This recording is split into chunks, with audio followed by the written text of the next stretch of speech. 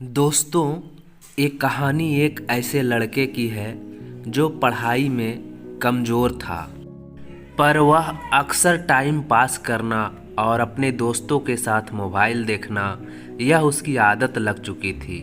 और उसकी माँ की तबीयत भी ठीक नहीं रहती थी। वह बहुत गरीब परिवार से था और घर की हालत भी बदतर थे। यानी अगर कोई मेहमान उसके घर आ जाए तो उसको बैठने तक की जगह नहीं थी। एक बार उसका दोस्त उसको बुलाने के लिए आया और कहा कि चल कहीं चलते हैं। वह दोस्त पहली बार उसके घर पर आया था तो वह उसके घर के हालात देखकर दंग रह गया। तो उसने पूछा, क्या तू यहाँ पर रहता है? वह बोला, हाँ, मैं यहीं पर रहता हूँ। फिर उसका दोस्त बोला कि क्या यह तेरा घर है? वह बोला, हाँ, यह मेरा ही घर है। उसके दोस्त ने पूछा, मतलब तू इन हालातों में रहता है? तो वह बोला, हाँ, मैं ऐसे ही हालातों में रहता हूँ। क्यों, क्या हुआ? फिर कुछ देर तक तो उसका दोस्त चुपचाप बैठा रहा। फिर वह बोला, वाह वाह मेरे दोस्त, तेरे घर की हालत बद से भी बदतर है और तेरी माँ घर पर बीमार पड़ी हुई है। पापा दिन रात मेहनत करके थोड़ा सा पैसा जुटा पाते हैं और वह उन पैसों से घर खर्च चलाते हैं, और तू दिन दिन भर मोबाइल चलाते रहता है। अपने दोस्तों के साथ दिन दिन भर टाइम पास करता रहता है और तुझे अपनी कैरियर की कोई फिक्र ही नहीं है। और तेरे घर की हालात बद से भी बदतर हो चुकी है।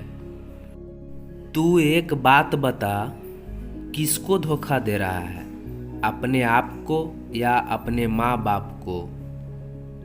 उसने इस बात पर कोई जवाब नहीं दिया। फिर उसका दोस्त बोला कि चल मेरे साथ। वह बोला कि कहाँ चलना है? तो उसके दोस्त ने बोला, तू चल मेरे साथ। फिर उसका दोस्त उसको वहाँ पर ले गया जहाँ उसके पापा काम करते थे। उसके पापा एक फैक्ट्री में मजदूरी करते थे। पूरी तरह से थक कर आराम करने के लिए वहाँ पर बैठे हुए थे और उनका पूरा शरीर पसीने से लथपथ था और उनके शरीर में दर्द भी हो रहा था। उनके पास में उन्हीं के साथ एक मजदूर बैठा हुआ था और वो उस मजदूर से कह रहे थे कि यार, मेरी पत्नी घर पर बीमार पड़ी हुई है और मेरे पास उसके इलाज के लिए पैसे भी नहीं है कि मैं उसे इलाज करवा सकूं। मैं दिन रात मेहनत मजदूरी करके सिर्फ 2 वक्त की रोटी ही जुटा पाता हूं और उससे सिर्फ घर खर्च ही चल पाता है और कहीं पर पैसा बच ही नहीं पाता। अभी तो बेटे की स्कूल की फीस भी भरनी है। यार, इससे बेहतर तो मौत ही है। मेरी जिंदगी तो दुख का दूसरा नाम बन चुकी है। जिंदगी से मैं तंग आ चुका हूँ। अब तो सिर्फ मेरा बेटा ही मेरी आखिरी उम्मीद है। उसके पापा कह रहे थे कि देखना, मेरा बेटा एक दिन इससे भी बड़ी फैक्ट्री का मालिक बनेगा।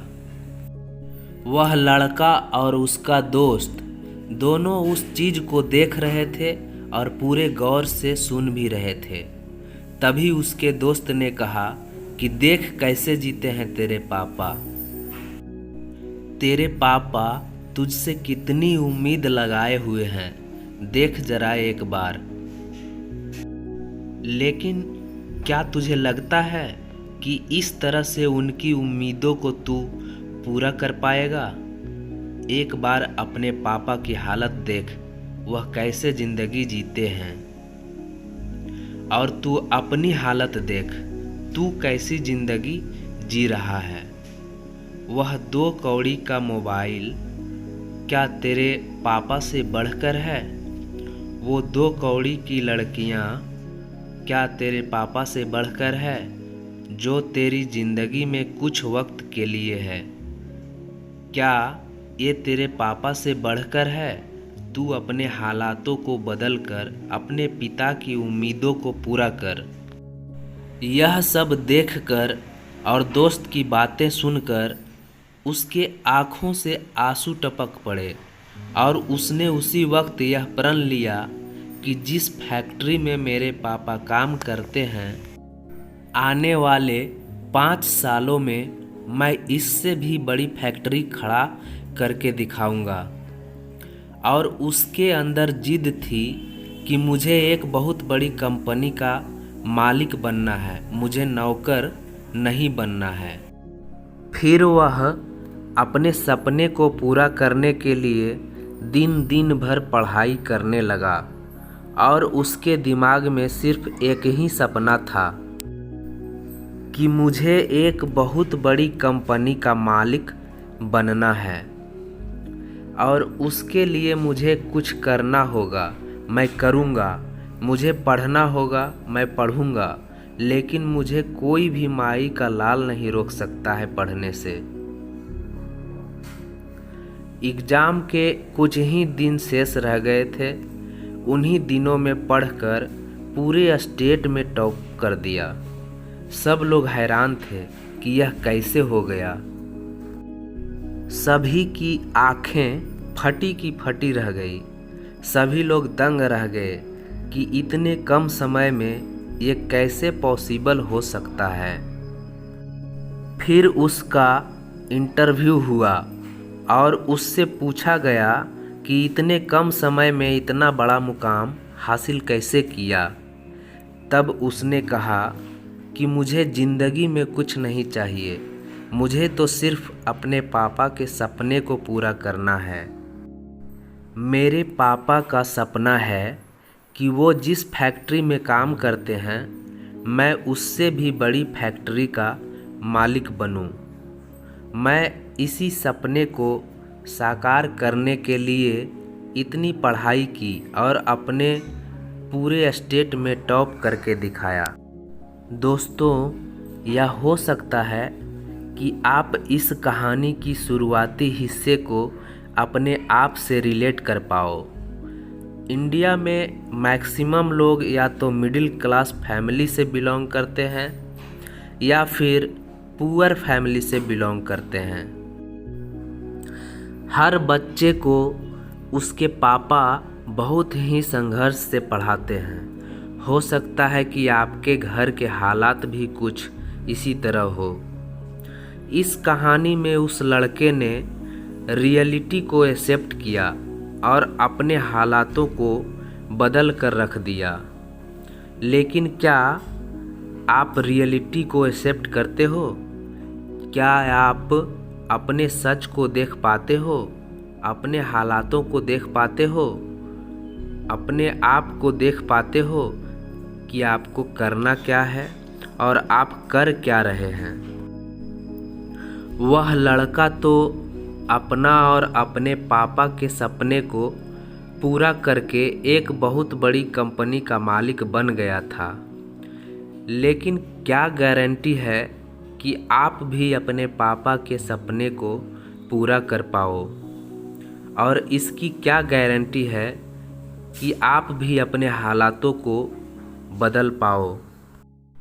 गारंटी है मेरे दोस्त, जब आपके अंदर से एक चीख निकल कर आएगी कि मुझे पढ़ना है, मुझे सिर्फ इसलिए पढ़ना है कि मैं अपने हालातों को बदल पाऊँ, इसलिए भी पढ़ना है कि मुझे दुनिया को दिखाना है।